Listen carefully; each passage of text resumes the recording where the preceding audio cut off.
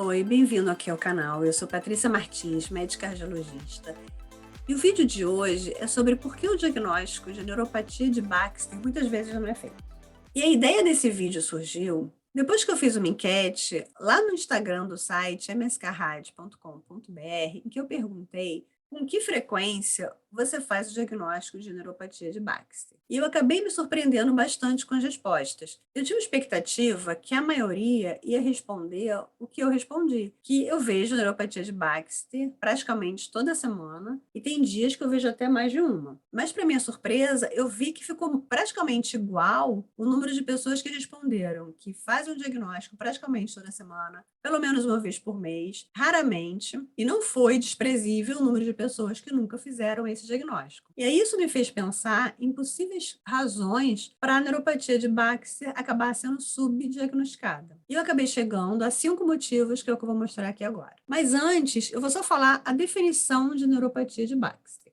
Esse aqui é o nervo calcaneal inferior, que também é conhecido como nervo calcaneal profundo, nervo do abdutor do quinto dedo e nervo de Baxter. E a neuropatia, ela pode acabar cursando com a denervação do músculo correspondente, que no caso é o abdutor do dedo mínimo. E quando o músculo sofre denervação, na fase aguda, a gente acaba identificando edema, mas no caso da neuropatia de Baxter, a gente no dia a dia acaba encontrando mais a denervação crônica, em que ocorre atrofia e lipossubstituição em graus variáveis. E é isso que a gente acaba encontrando na ressonância. Aqui é o músculo abdutor do dedo mínimo, numa ressonância no plano sagital, na ponderação T1, em que você vê que ele tem um sinal praticamente todo de gordura. E por que a neuropatia de Baxter acaba sendo muito subdiagnosticada?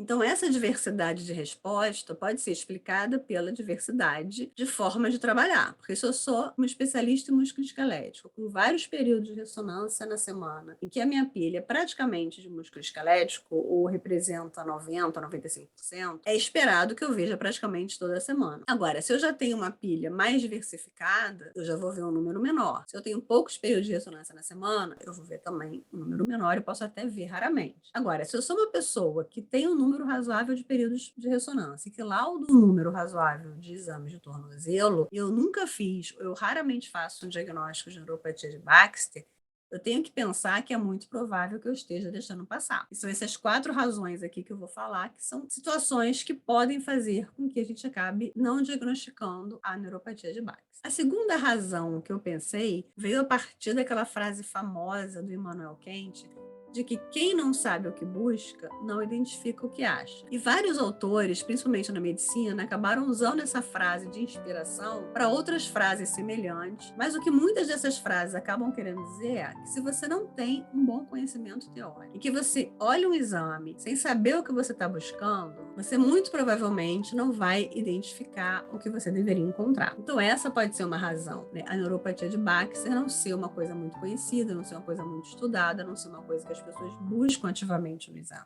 O terceiro motivo é um erro cognitivo muito comum que se chama satisfação da busca. Né? O que é isso? Você tem um paciente que tem um pedido médico com uma suspeita e o paciente tem sintomas que levam àquela suspeita. E aí você encontra um achado no exame de imagem que justifica aqueles sintomas e justifica aquela suspeita. E aí você fica tão satisfeito, você fica tão empolgado porque você pensa, pô, descobrir o problema do paciente, que isso meio que te cega e você não consegue ver mais nenhuma alteração. Então, a satisfação da busca faz com que você acabe deixando passar a lesão. E isso é muito comum na neuropatia de Baxter, porque é um achado muitas vezes incidental. O paciente está fazendo o exame por uma outra coisa, mas ele tem a denervação do abdutor do quinto dedo como um achado. E aí você acaba não fazendo o diagnóstico, você já se deu por satisfeito por ter achado a causa do problema dele. A quarta e a quinta causas, elas têm a ver com questões técnicas. Porque a consequência da neuropatia de Baxter é a denervação do músculo abdutor do dedo mínimo. E como eu falei, a denervação pode cursar na fase aguda como edema e na fase crônica com atrofia e lipossubstituição, e é essa lipossubstituição que a gente acaba detectando na ressonância magnética na maioria dos casos. Só que para você detectar a lipossubstituição, isso só é possível se você tem sequências sem supressão de gordura, como essa aqui que eu mostrei, né, que é o sagital T1, sem supressão de gordura, em que a gente vê aqui que o músculo abdutor do dedo mínimo tem um sinal de gordura. Se eu faço uma imagem nesse mesmo plano, mas com uma ponderação T2 com supressão de gordura, eu não vou enxergar isso. Na verdade, o abdutor do dedo mínimo está com o mesmo sinal dos outros músculos. Então, você olhando só essa imagem aqui, você vai achar que o exame está normal para a parte do músculo. Você precisa da sequência sem supressão para fazer o diagnóstico da lipossubstituição. E aqui a gente tem a mesma paciente no plano transversal, em que no transversal DP com supressão você não diria que teria uma alteração. Já no DP sem supressão, você vê aqui que tem com uma lipossubstituição praticamente completa aqui do abdutor do dedo mínimo. E essa aqui é uma ponderação T2 no plano coronal oblíquo, em que você vê também a lipossubstituição. Então, não importa se a ponderação é T1, é DP ou é T2, se não tiver supressão de gordura, você vai conseguir enxergar bem a denervação e a lipossubstituição. E se você quer saber mais da neuropatia de Baxter, se você for lá no site mskrad.com.br, essa aqui é a página inicial, e você clicar em casos, você vai ver que os casos estão setorizados. Então, se você quiser só ver casos de ombro, você vai encontrar, e se você quiser só ver casos de tornozelo e pé, você vai encontrar.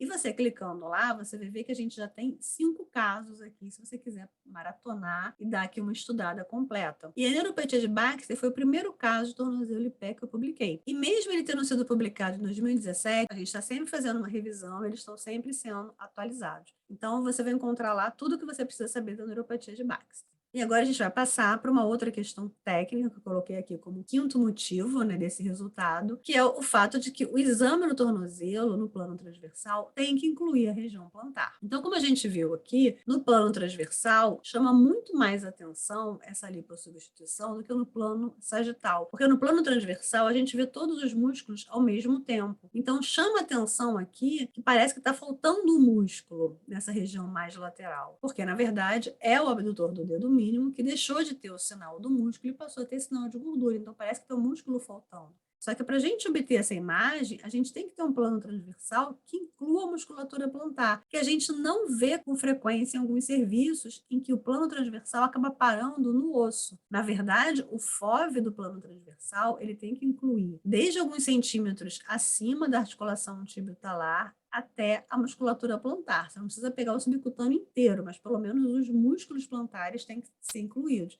porque vai chamar muito mais atenção essa atrofia com a lipossubstituição. Bom, se você gostou desse vídeo, não esquece de curtir, compartilhar, segue a gente lá no Instagram e, obviamente, se inscreve no canal. E como os exames de tornozelo e pé são uns dos mais complicados e dos que a gente mais vê erros no dia a dia, a gente tem aqui na playlist Tech Talk 5 vídeos abordando exames de tornozelo e pé. A gente tem um vídeo falando sobre a marcação no tornozelo e a gente tem um vídeo falando dos 10 principais erros que a gente encontra nos exames de tornozelo e pé. Então, não deixe de assistir a playlist e a gente se vê no próximo vídeo. Até lá!